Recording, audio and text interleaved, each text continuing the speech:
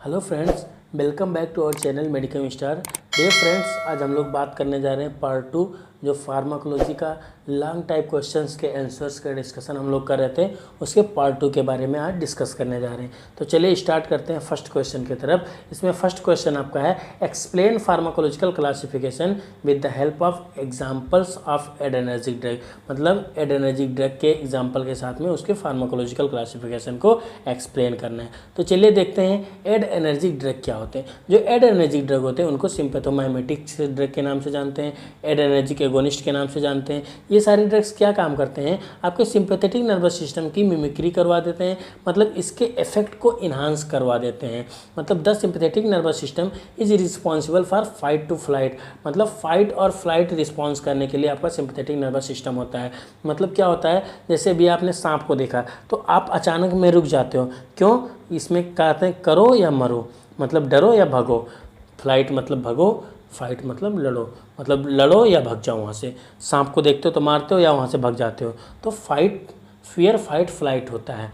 जो आपका एडरेनर्जिक या सिंपैथेटिक नर्वस सिस्टम होता है उसमें होता है फियर, फाइट, फ्लाइट। डरो, लड़ो, भागो। अगर डरो, लड़ सकते हो तो लड़ो, नहीं तो भाग जाओ। फिर इसमें क्या होता है, which activates various physiological process in the body. मतलब जो एडेनर्जिक ड्रग होते हैं, एडेनर्जिक नर्वस सिस्टम होते हैं, सिंपैथेटिक नर्वस सिस्टम होते हैं, ये बॉडी में बहुत सारे फिजियोकेमिकल प्रोसेस को एक्टिवेट कर देते हैं। जैसे adrenergic drug can be classified into different groups based on their pharmacological action and the specific adrenergic receptor. मतलब एडेनर्जिक रिसेप्टर के बेस पे और फार्माकोलॉजिकल एक्शन के बेस पे इन सारे ड्रग को डिफरेंट कैटेगरी में क्लासीफाई किया गया है। Here are the main categories of adrenergic drug along with example. यहाँ पे हम आपको जो मेन कैटेगरी के ड्रग्स हैं उनको एग्जाम्पल्स के साथ में डिस्कस करने जा रहे हैं, हम उनको समझेंगे। जैसे इसमें आपका फर्स्ट कैटेगरी है अल्फ़ा 1 एडेनर्जिक एगोनिस्ट। इसमें आपका जो अल्फ़ा 1 एडेनर्जिक एगोनिस्ट है, जैसे आपका इसमें है फेनिलेफ्रिन, मिडोडिरिन, ये सारे आपके अल्फ़ा 1 एगोनिस्ट की तरीके से यूज़ किए जाते हैं। इन सब का काम क्या होता है, these drugs selectively stimulate alpha 1 adrenergic receptor. मतलब ये सारे ड्रग क्या काम करते हैं, अल्फ़ा 1 एडेनर्जिक रिसेप्टर को एक्टिवेट कर देते हैं, स्टिमुलेट कर देते हैं, लीडिंग टू वैसोकंस्ट्रिक्शन। मगर मतलब अगर आपका अल्फ़ा 1 रिसेप्टर स्टिमुलेट हो रहा है तो आपको वैसोकंस्ट्रिक्शन काज होगा। मतलब जो आपके ब्लड वेसल्स हैं वो नैरो हो जाएंगे, उनकी जो डायमीटर है वो बहुत कम हो जाएगी। They are use to treat condition such as nasal congestion, hypotension, pupillary dilation during eye examination. Alpha 1 adrenergic agonist को हम जनरली हाइपोटेंशन में यूज़ करते हैं, नेज़ल कंजेशन में यूज़ करते हैं, प्यूपिलरी डायलेशन में यूज़ करते हैं। Pupillary dilation during the eye examination, जब आँख का डायग्नोसिस करवाते हैं तो उसमें प्यूपिल को डायलेशन करने के लिए यूज़ किया जाता है। दूसरा है आपका अल्फ़ा 2 एडेनर्जिक एगोनिस्ट, जैसे आपका क्लोनिडीन, ये है। इसका काम क्या होता है, ये this drug primarily stimulate alpha 2 adrenergic receptor. ये अल्फ़ा 2 एडेनर्जिक रिसेप्टर को स्टिमुलेट कर देते हैं, जिसके वजह से क्या होता है, जो नॉरएपिनेफ्रिन का रिलीज़ हो रहा होता है वो इनहिबिट हो जाता है।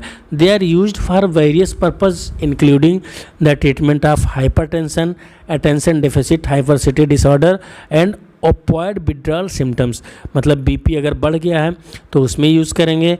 ओपॉइड का विड्रॉल करो सिम्टम्स हो रहा है तो उसको ट्रीट करने के लिए अल्फ़ा 2 एडेनर्जिक एगोनिस्ट को यूज़ किया जाता है। बीटा 1 एडेनर्जिक एगोनिस्ट क्या होते हैं, जैसे आपका डोब्यूटामाइन, इनका एक्शन क्या है, this drug selectively stimulate beta 1 adrenergic receptor primarily found in the heart. मतलब जो हार्ट में आपके बीटा 1 एडेनर्जिक रिसेप्टर होते हैं उन्हीं को ये जनरली स्टिमुलेट कर देते हैं। They increase heart rate and contractility. मतलब हार्ट रेट को और हार्ट के कॉन्ट्रैक्शन को ये क्या काम करते हैं, इंक्रीज कर देते हैं, making them useful in condition such as heart failure, cardiac stress testing. मतलब हार्ट फेलियर में और कार्डियक स्ट्रेस को टेस्ट करने के लिए बीटा 1 एडेनर्जिक एगोनिस्ट को यूज़ किया जाता है। दूसरा आपका बीटा 2 एडेनर्जिक एगोनिस्ट। जो बीटा 2 एडेनर्जिक एगोनिस्ट होते हैं जैसे साल्बुटामॉल है, अल्ब्यूटेरॉल है, ये आपके लंग्स में स्मूथ मसल्स में प्रेजेंट होते हैं। ये जनरली इनका एक्शन होता है ब्रांकोडाइलेशन में यूज़ किया जाता है इसको, अस्थमा में, सीओपीडी में, या एक्सरसाइज इंड्यूस्ड ब्रांकोस्पाज्म में। इन सब मतलब जब कभी आप एक्सरसाइज कर रहे हो तो जिसकी वजह से ब्रोंकोस्पाज्म हो गया, आपके ब्रोंकाई में स्पाज्म हो गया, तो ब्रोंकाई को डायलेट करने के लिए साल्बुटामॉल को यूज़ किया जाता है। अस्थमा में यूज़ किया जाता है, ब्रांकोडाइलेशन में यूज़ किया जाता है। दूसरा है आपका नॉन सिलेक्टिव एडेनर्जिक एगोनिस्ट। जो नॉन सिलेक्टिव एडेनर्जिक एगोनिस्ट हैं जैसे आपका एग्जांपल है इपिनेफ्रिन, नॉरएपिनेफ्रिन। ये इपिनेफ्रिन न्यूरोट्रांसमीटर होते हैं। जो इपिनेफ्रिन होता है वो एक हार्मोन्स की तरीके से भी एक्ट करता है और न्यूरोट्रांसमीटर भी होता है। तो ये क्या काम करते हैं, जो नॉन सिलेक्टिव एडेनर्जिक एगोनिस्ट होते हैं ये जनरली बोथ अल्फा और बीटा एडेनर्जिक रिसेप्टर को ही स्टिमुलेट कर देते हैं, जिसको हम anaphylaxis, cardiac arrest, severe asthma attack में को ट्रीट करने के लिए यूज़ किया जाता है। जो नॉरएपिनेफ्रिन होता है प्राइमरीली अल्फा 1 और बीटा 1 रिसेप्टर को क्या काम करता है, इंक्रीज कर देता है, स्टिमुलेट कर देता है, जिससे क्या काम करता है, ब्लड प्रेशर को इंक्रीज, ब्लड प्रेशर को बढ़ाने के लिए, मतलब हाइपोटेंशन को ठीक करने के लिए यूज़ किया जाता है इन सारे ड्रग्स को। नेक्स्ट क्वेश्चन है आपका, explain pharmacological classification with the help of examples of hypoglycaemic agent. Hypoglycaemic agents क्या होते हैं, आपका जब आपको एंटी डायबिटीज ड्रग, मतलब हाइपोग्लाइसेमिक एजेंट मतलब है anti diabetic drug. Diabetes mellitus का नाम आपने सुना होगा, शुगर, मधुमेह जिसे हिंदी में बोलते हैं। इसमें क्या होता है कि जो आपकी पेनक्रियाज होती है प्रॉपर अमाउंट में इंसुलिन का सिक्रीशन नहीं कर पाती है, जिसके वजह से क्या होता है, हम क्यों नहीं कर पाती है, क्योंकि आपके जो बीटा सेल्स होते हैं, जो आइसलेट्स ऑफ लैंगरहैंस होते हैं, जो पेनक्रियाज होते हैं, उनमें कुछ फॉल्ट्स हो जाते हैं, जिसके वजह से इंसुलिन का सिक्रीशन नहीं हो पाता है, और जिसके वजह से जो एक्स्ट्रा ग्लूकोज लेवल आपके बॉडी में, ब्लड में बढ़ जाता है। तो उस कंडीशन को ही हम डायबिटीज मेलाइटस या हाइपरग्लाइसीमिया या मधुमेह या शुगर डिजीज़ बोलते हैं। तो इन सारे डिजीज़ को जो ठीक करने के लिए जो दवा यूज़ करते हैं उसे हम हाइपोग्लाइसेमिक एजेंट्स बोलते हैं। तो क्या चलिए देखते हैं। Hypoglycaemic agents also known as anti diabetic drug are medication use to lower blood glucose level in individuals with diabetes. मतलब डायबिटीज़ में जो ब्लड ग्लूकोज लेवल को डिक्रीज़ करने के लिए यूज़ किया जाता है उसे हम हाइपोग्लाइसेमिक एजेंट्स बोलते हैं। These agents can be classified into several pharmacological categories based on their mechanism of action. Mechanism of action के बेसिस पे इसको कई कैटेगरी में क्लासीफाई किया गया है। जैसे आपका फर्स्ट है इंसुलिन, क्लासिफिकेशन हार्मोनल एजेंट है। ये रेगुलर इंसुलिन, इंसुलिन स्प्रो, इंसुलिन ग्लेर्जिन, इन सब रूप में यूज़ किया जाता है। ये सब एग्जांपल्स हैं इंसुलिन के। इसका मैकेनिज्म ऑफ एक्शन क्या है, जो इंसुलिन होता है वो glucose transportation across the cell membrane by ATP dependent translocation of glucose transporter GLUT4 of the to the plasma membrane. मतलब ये क्या काम करता है, इंसुलिन ग्लूकोज का जो ट्रांसपोर्टेशन है उसको इंक्रीज कर देता है सेल में, मतलब ग्लूकोज के खपत को ये बढ़ा देता है। Insulin therapy is commonly used in type 1 diabetes and may also be prescribed for type 2 diabetes in certain cases. मतलब जो इंसुलिन थेरेपी है वो टाइप 1 डायबिटीज़ मेलाइटस में यूज़ किया जाता है, बाकी कभी टाइप 2 डायबिटीज़ मेलाइटस के कुछ केसेस में इंसुलिन को यूज़ किया जाता है।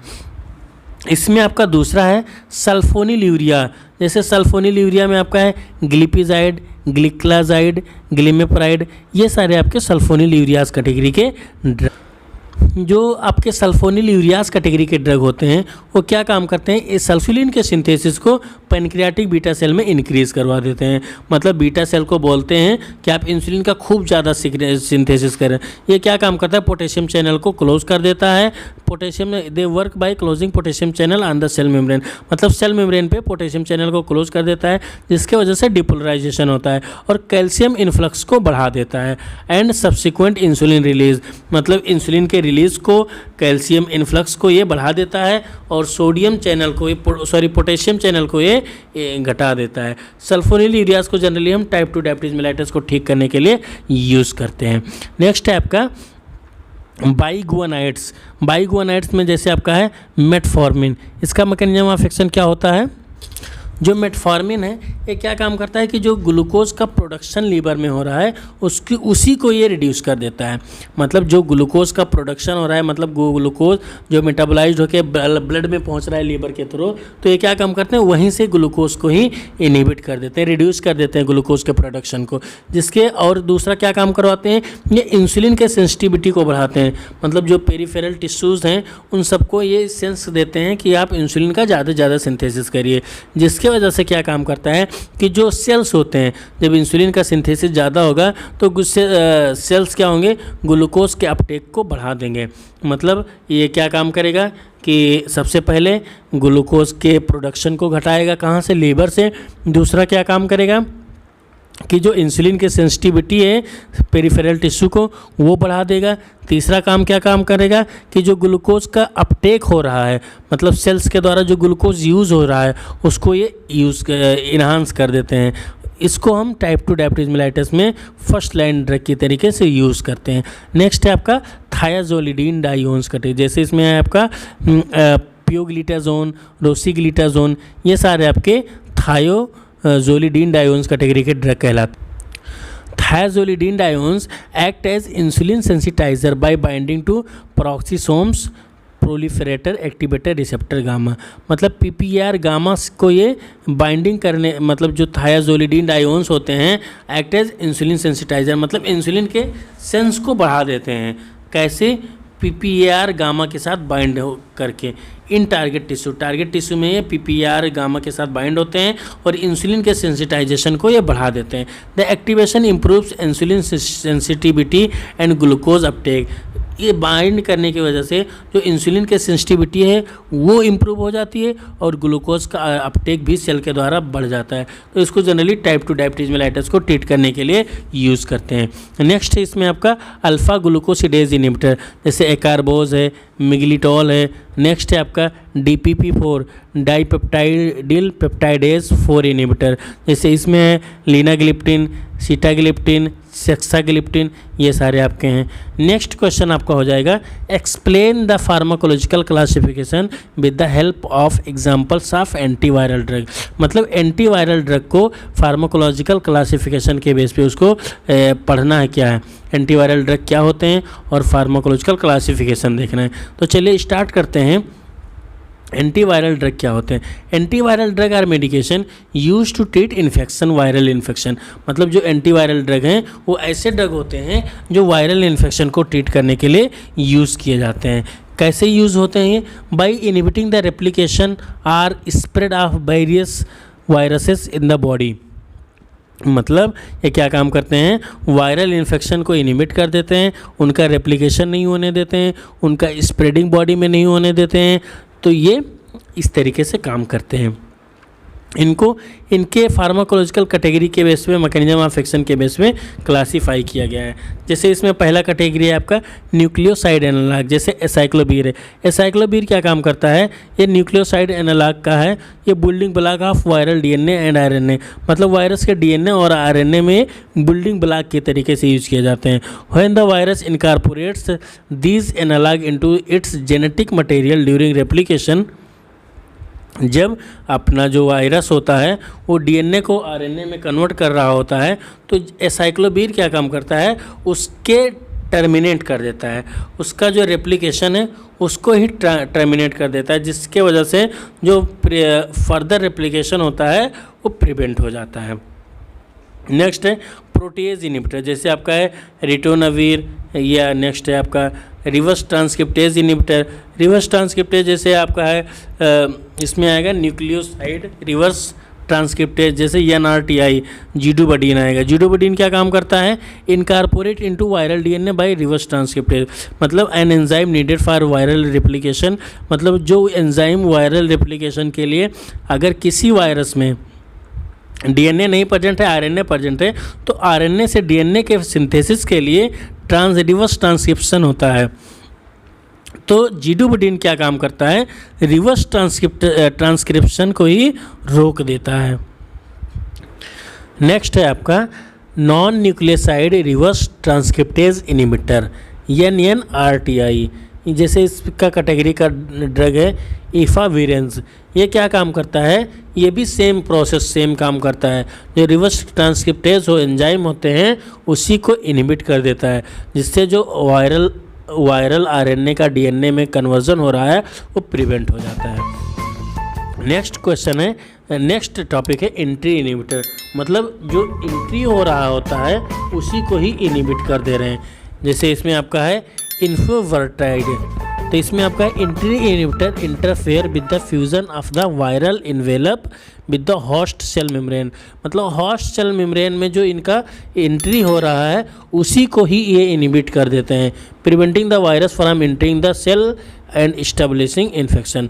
मतलब इन्फेक्शन कॉज होने से ही फर्स्ट स्टेप में, सबसे फर्स्ट स्टेप, जब कोई वायरस बॉडी सरफेस पे एक्ट करके इंटर करता है तो वहीं पे ये इनहिबिट कर देता है इन्फोवर्टाइड। इन्फोवर्टाइड क्या काम करता है कि वायरस सेल को, मतलब वायरल बॉडी को होस्ट के बॉडी में इंटरेक्ट ही नहीं होने देता है। नेक्स्ट है आपका न्यूरामाइनेडेज इनहिबिटर, जैसे ओसेल्टामिविर। ये क्या काम करता है? जो न्यूरोएमाइनेडेज इनहिबिटर होते हैं, इसका एग्जांपल है ओसेल्टामिविर। ये क्या काम करते हैं? ब्लॉक कर देते हैं। क्या ब्लॉक कर? Activity of neuraminidase enzyme. Neuraminidase enzyme को ही ब्लॉक कर देते हैं, जो क्या होता है? Crucial for the release of newly formed viral particle from the infected cell. मतलब इन्फेक्टेड सेल से न्यूली वायरल मतलब जो इन्फेक्टेड सेल है उससे नए वायरस के सिंथेसिस को ये इनहिबिट कर देते हैं। तो इस तरीके से आपके एंटीवायरल ड्रग यूज़ किए जाते हैं। फर्स्ट इसमें क्या था आपका? फर्स्ट इसमें आपका था कि न्यूक्लियोसाइड एनालॉग थे, दूसरा था आपका प्रोटीज इनहिबिटर, तीसरा था रिवर्स ट्रांसक्रिप्टेज इनहिबिटर। इसमें था दो कैटेगरी इसमें थे, एक न्यूक्लियोसाइड रिवर्स ट्रांसक्रिप्टेज इनहिबिटर था, मतलब NRTI था। दूसरा था non nucleoside reverse transcriptase inhibitor, मतलब NNRTI। चौथा था आपका एंट्री इनहिबिटर, एंट्री को रोक देता था। पांचवा था न्यूरोअमाइनेडेज इनहिबिटर, मतलब ये नए सेल का फॉर्मेशन नहीं होने दे रहा था। नेक्स्ट क्वेश्चन है आपका एंटी हाइपरटेंसिव ड्रग्स क्या होते हैं, तो उनके बारे में स्टडी कर। चलिए स्टार्ट करते हैं। एंटी हाइपरटेंसिव ड्रग क्या होते हैं?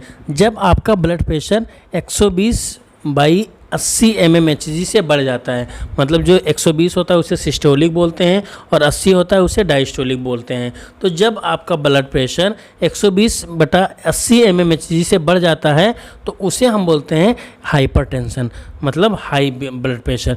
तो इस ब्लड प्रेशर को ठीक करने के लिए, नॉर्मल रेंज में लाने के लिए जो ड्रग यूज़ करते हैं उसे हम एंटी हाइपरटेंसिव ड्रग बोलते हैं। चलिए देखते हैं। Anti hypertensive are a class of medication used to treat high blood pressure. मतलब हाई ब्लड प्रेशर को ठीक करने के लिए हम एंटी हाइपरटेंसिव ड्रग को यूज़ करते हैं।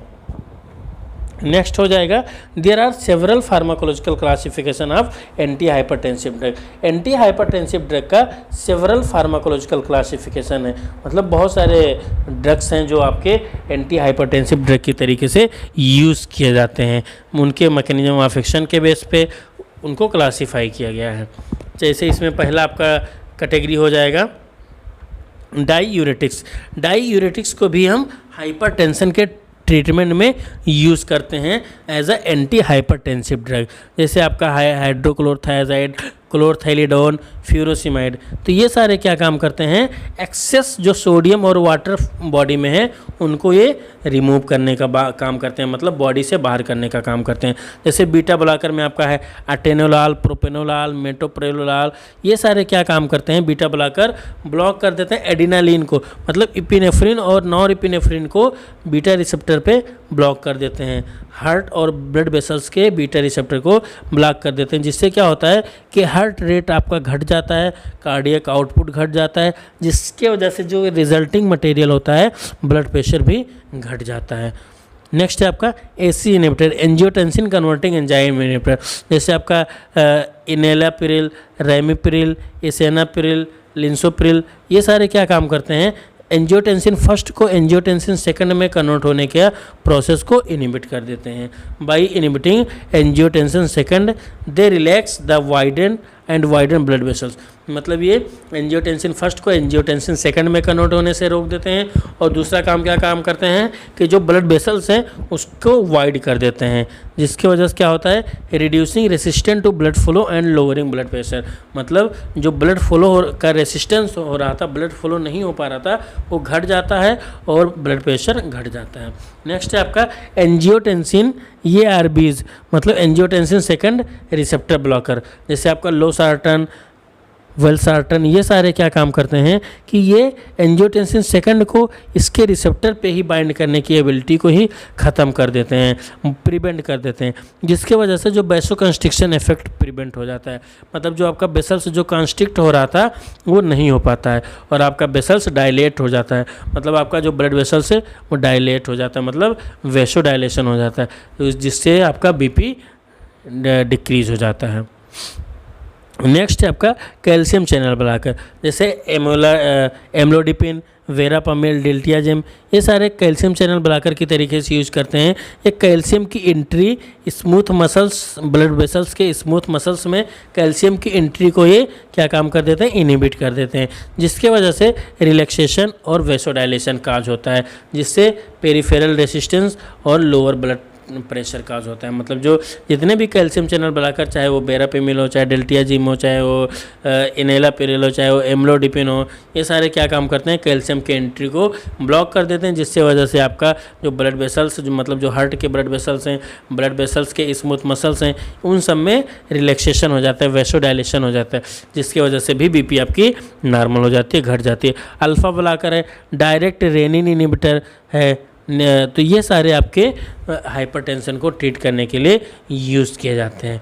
नेक्स्ट क्वेश्चन आपको हो जाएगा कि एंटी डायरियल ड्रग क्या होते हैं। एंटी डायरियल ड्रग को उनके क्लासिफिकेशन के बेस पे एक्सप्लेन करना है।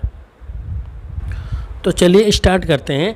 Anti diarrhoeal medication are use to alleviate symptom of diarrhoea, मतलब डायरिया के सिम्टम्स को ठीक करने के लिए जो ड्रग यूज करते हैं उसे हम एंटी डायरियल ड्रग बोलते हैं। जैसे लूज और वाटरी स्टूल्स, मतलब फ्रीक्वेंट लूज या वाटरी स्टूल्स, मतलब जैसे आपका पानी जैसे स्टूल आ रहा है या लूज स्टूल आ रहा है, तो उसको ठीक करने के लिए जो ड्रग यूज़ करते हैं उसे एंटी डायरियल ड्रग बोलते हैं।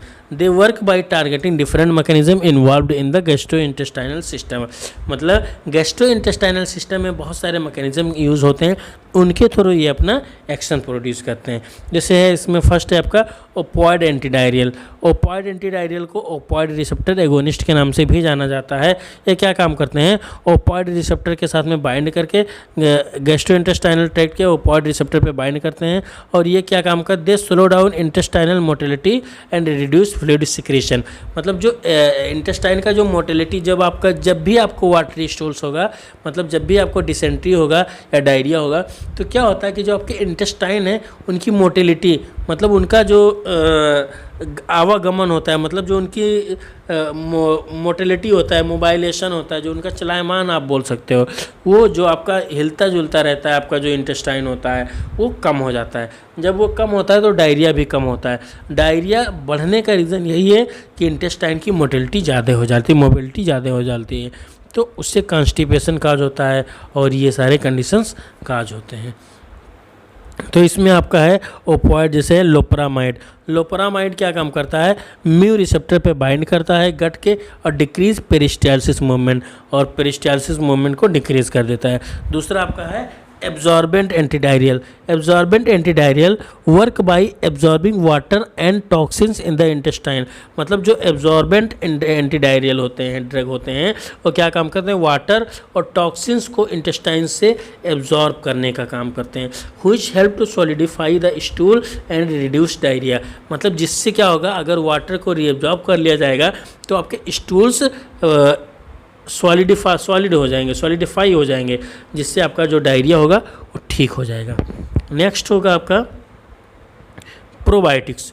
प्रोबायोटिक्स एक लाइफ टाइप के माइक्रो ऑर्गेनिज्म होते हैं जो हेल्थ बेनिफिट प्रोवाइड करते हैं। कब, जब आपको इंजेक्शन हो जाता है, मतलब जब आपका खाना नहीं पचता है तो प्रोबायोटिक ड्रग क्या काम करते हैं, आपके फूड को डाइजेस्ट करने में हेल्प करते हैं। They help restore the natural balance of gut flora, मतलब आपके इंटेस्टाइन में की जो है ताकत है, आपके इंटेस्टाइन की जो पोटेंसी है, उसको ये रीस्टोर करने का काम करते हैं। विच में भी डिस्टरप्ट ड्यूरिंग डायरिया, मतलब डायरिया के दौरान, डिसेंट्री के दौरान जो आपके गट फ्लोरा थे वो इम्बैलेंस हो गया था, उसको रीस्टोर करके बैलेंस करने का काम करते हैं। जैसे आपका इसमें एग्जांपल हो जाएगा एंटी डायरियल इंक्लूडेड, जो मतलब कौन कौन से ऐसे प्रोबायोटिक हैं जिन डायरियल ड्रग के अंतर्गत आते हैं। जैसे आपका लैक्टोबैसिलस एसिडोफाइलस, दूसरा है बिफिडोबैक्टीरियम बिफिडम। तो ये सारे आपके प्रोबायोटिक्स के तरीके से यूज़ किया जाता है। नेक्स्ट है आपका इंटेस्टाइनल मोटिलिटी मॉड्यूलेटर, मतलब कौन कौन से ऐसे ड्रग हैं जो इंटेस्टाइनल के मोटिलिटी को मॉड्यूलेट करते हैं। जैसे एंटीकोलिनर्जिक ड्रग डाइसाइक्लामाइन आ जाएगा। डाइसाइक्लामाइन क्या काम करता है, ये एंटी स्पास्मोडिक ड्रग के तरीके से यूज़ किया जाता है to relieve symptom of irritable bowel syndrome including diarrhoea, मतलब IBS इरिटेबल बाउल सिंड्रोम और डायरिया को ठीक करने के लिए डाइसाइक्लामाइन को यूज़ करते हैं। दूसरा आपका एंटी सिक्रेटरी एजेंट, मतलब जो आपके फ्लूइड सिक्रेशन को जो बढ़ाते हैं इंटेस्टाइन में, उनको अगेंस्ट में काम करेगा, मतलब एंटी सिक्रेटरी है। जैसे आपका है is reduce fluid content in the stool, मतलब जो आपके इंटेस्टाइन में जो फ्लूइड्स प्रेजेंट हैं उनको वो रिड्यूस करने का काम करता है।